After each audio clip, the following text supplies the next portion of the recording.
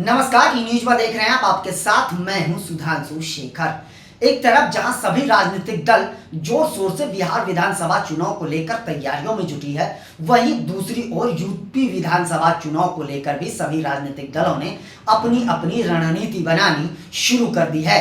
आपको बताऊं कि यूपी में साल 2027 में विधानसभा चुनाव होने हैं, लेकिन उससे पहले ही सभी राजनीतिक दल अपनी अपनी तैयारियों में जुट गई है। आपको बताऊं कि मुख्यमंत्री योगी आदित्यनाथ अयोध्या पहुंचे, जहां उन्होंने सबसे पहले राम मंदिर में पूजा अर्चना की।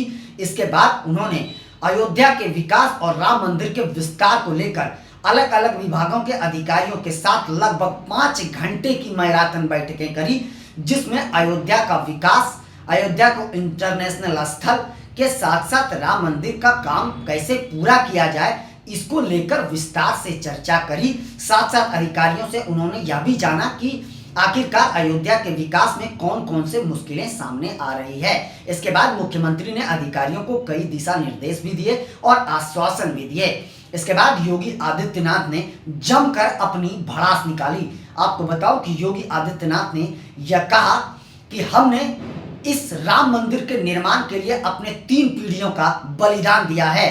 आज हम इस राम मंदिर को पाके बेहद सौभाग्यशाली महसूस कर रहे हैं। साथ साथ उन्होंने कहा कि साल 2017 में जब मैंने यहाँ पर दीपोत्सव करा था, तो तब हमें यह लगा कि अयोध्या को उसका हक मिलना चाहिए, अयोध्या को उसकी पहचान मिलना चाहिए, और तब से हमने अयोध्या को लेकर काम करना शुरू करा। अयोध्या को पहचान कैसे मिलेगी, इसको लेकर हमने ताबड़तोड़ कड़ी परिश्रम करी है।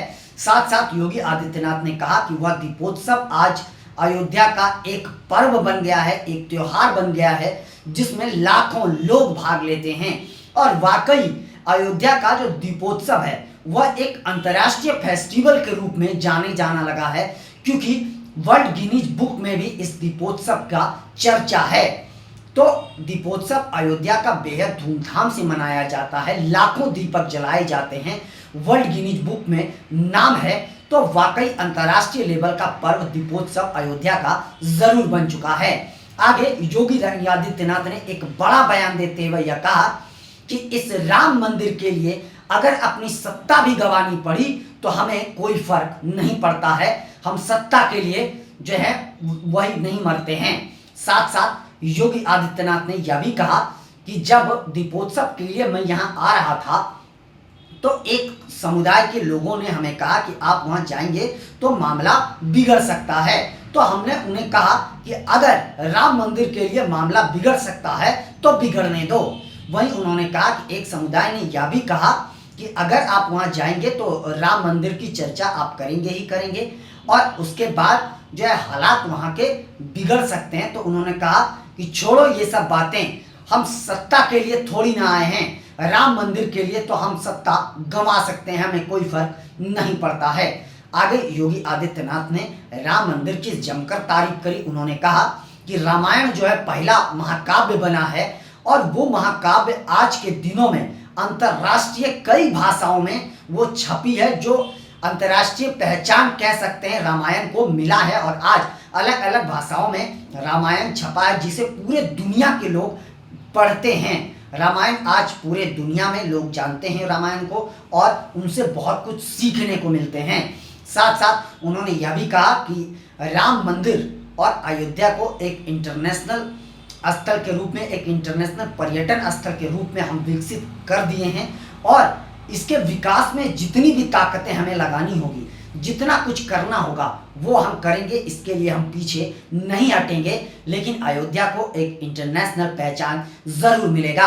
आज मैं बता दूं कि जब से राम मंदिर का निर्माण हुआ है, उसके बाद से वहां अंतर्राष्ट्रीय पर्यटक भी हर दिन पहुंचते हैं। हजारों लोग वहां पर राम मंदिर में दर्शन करने के लिए, रामलला के पूजा अर्चना के लिए पहुंचते हैं।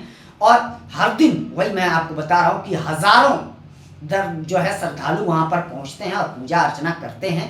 तो राम मंदिर का विस्तार और राम मंदिर का निर्माण का कार्य अभी भी जारी है, और अगले कई सालों तक राम मंदिर का काम चलता ही रहेगा, क्योंकि अलग अलग तरीके के जो हैं वह मंदिर बनाए जा रहे हैं, और भक्तों के को किसी प्रकार की दिक्कतें ना हो, उनके रहने की व्यवस्था, तो अलग अलग तरीके का एक स्ट्रक्चर तैयार किया जा रहा है वहां पर, जहां की एक आकर्षण का केंद्र बन सके और दूर दूर से जो है पर्यटक वहां पहुंच सके, जिससे राज्य के राजस्व को भी बढ़ावा मिल सके।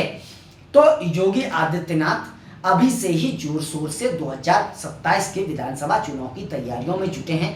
वहीं मैं आपको बता दूं कि राहुल गांधी भी मिशन 2027 उत्तर प्रदेश विधानसभा चुनाव को लेकर जुट चुके हैं। वह कई बार लगातार उत्तर प्रदेश के प्रदेश स्तरीय नेताओं के साथ बैठकें कर चुके हैं। अखिलेश यादव तो लगातार उत्तर प्रदेश के अलग अलग जगहों पर जाकर जो है जनता से मिल भी रहे हैं और लगातार सरकार पर हमला भी कर रहे हैं। वहीं सरकार के जितने भी नेता हैं और जितने भी मंत्री हैं, उनका भी दौरा लगभग अब शुरू हो चुका है। वह जनता के बीच जा रहे हैं और अपनी उपलब्धियां गिना रहे हैं। तो योगी आदित्यनाथ राम मंदिर निर्माण को लेकर एक बार फिर से 2027 विधानसभा चुनाव में भुनाने की कोशिश में जुटे हुए हैं और महाकुंभ का मुद्दा भी लगातार बीजेपी की ओर से वह उत्तर प्रदेश में उठाया जा रहा है। महाकुंभ की सफलता के मुद्दे को लगातार बीजेपी गिना रही है और जनता का विश्वास जीतने की कोशिश कर रही है। और वहीं जबकि अखिलेश यादव लगातार महाकुंभ की असफलताओं को, महाकुंभ की खामियां को उजागर करने में लगे हैं और जनता को बीजेपी की खामियां, योगी आदित्यनाथ सरकार की खामियां बताने में जुटे हुए हैं। जबकि राहुल गांधी जो है उत्तर प्रदेश के प्रदेश स्तरीय कांग्रेस कमेटी में बदलाव को लेकर मंथन कर रहे हैं। उन्होंने गुजरात में भी बड़े बदलाव को लेकर समीक्षा करी है। साथ साथ उन्होंने उत्तर प्रदेश विधानसभा चुनाव से पहले जो है वह कांग्रेस कमेटी में बड़े बदलाव के संकेत दिए हैं। अब देखते जाइए कि विधानसभा चुनाव को लेकर अब से ही तैयारियां जोर शोर से चल रही है। अब देखना बेहद दिलचस्प होगा कि जनता किसे प्यार करती है। लेकिन यह अब जो है खुलासा हो चुका है। यह बात आप साफ मानिए कि उत्तर प्रदेश में 2027 में जो विधानसभा चुनाव होने हैं, उससे पहले सभी राजनीतिक दलों ने कमर कस ली है।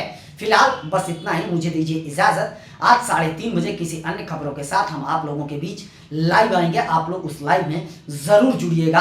आप सबों से निवेदन है कि चैनल को आगे बढ़ाने के लिए लाइक, शेयर, सब्सक्राइब के साथ साथ कमेंट करना ना भूलें और आप लोग भी अपना बहुत ज़्यादा ख्याल रखें। तब तक के लिए मुझे दीजिए इजाजत। आप सभी का तहे दिल से शुक्रिया।